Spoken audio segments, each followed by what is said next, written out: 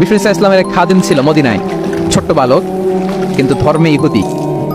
মদিনাতে এক ছোট্ট ইহুদি বালক বিষ্ণু ইসলামের খেদমত করত, এটা সেটা এগিয়ে দিত। বিষ্ণু ইসলাম কোনো কাজ থাকলে তাকে অ্যাসাইন করতেন, অ্যাপয়েন্ট করতেন, দিতেন। কিন্তু অনেকদিন হয় ছেলেটা আসে না। বিষ্ণু খুঁজলেন ওই ইহুদি বালকটা কোথায়। সাহাবারা বলল, ইয়া রাসূলুল্লাহ, সে তো অসুস্থ।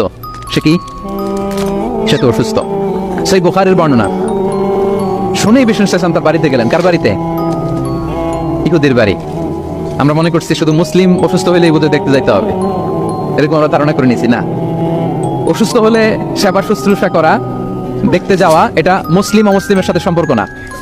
যে কোনো ধর্মের, যে কোনো বর্ণের, যে কোনো চিন্তা, অসুস্থ হইলেই আপনার নেইবার এদিকে খ্রিস্টান যাবেন, এদিকে জুইশ যাবেন। ভিজিটিং সিক ফর অল, সবার জন্য এটা। বিষ্ণু ইসলাম গেলেন, যে তার পাশে, মাথার পাশে বসলেন।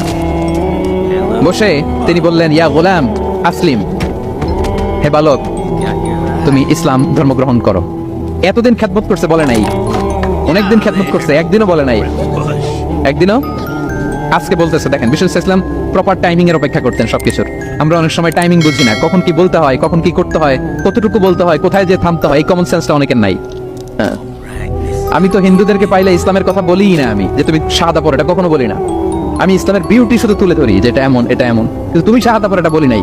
কত লোক যে আমার কাছে আসছে শাহাদা পড়ার জন্য, হিসাব নাই, হিসাব নাই। এখন তো পাবলিকলি করি না কিছু ইস্যুর কারণে, কারণ প্রপার টাইমিং লাগবে। এতদিন খেদমত করলো বিশ্বনবী, একদিনও তাকে শাহাদা পড়তে বলে নাই। আজকে বলতেছে প্রপার টাইমিং।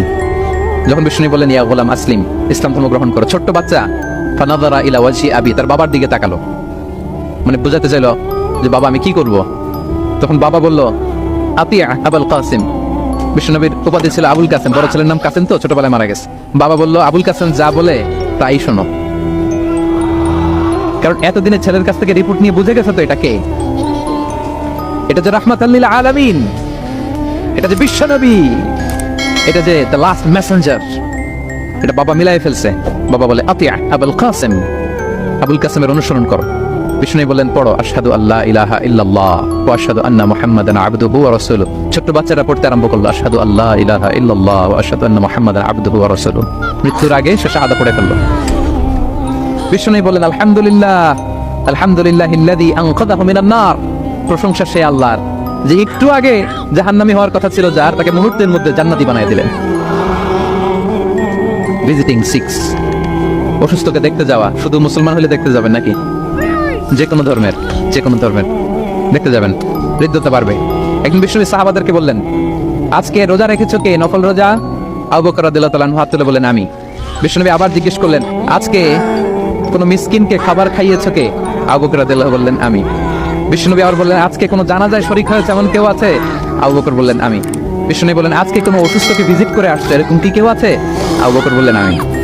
বিশ্বনবী বললেন, মাজতামা'না ফি ইমরিইন ইল্লা দাখালাল জান্নাহ। এতগুলো গুণ যদি একটা ব্যক্তির মধ্যে থাকে, ওই ব্যক্তি তো জান্নাতি না হয়ে পারে না। ভিজিটিং সিক, অসুস্থকে দেখতে যাওয়া, যদি এটা করেন তাহলে আপনাদের পারস্পরিক হৃদ্যতা, ভালোবাসা বাড়বে। এবং এটা জাতি, ধর্ম, বর্ণ নির্বিশেষে যে কোনো লোক অসুস্থ হলে আমরা ভিজিট করতে পারি। যাবেন, কিছু গিফট নিয়ে যাবেন, কমলা নিয়ে যাবেন।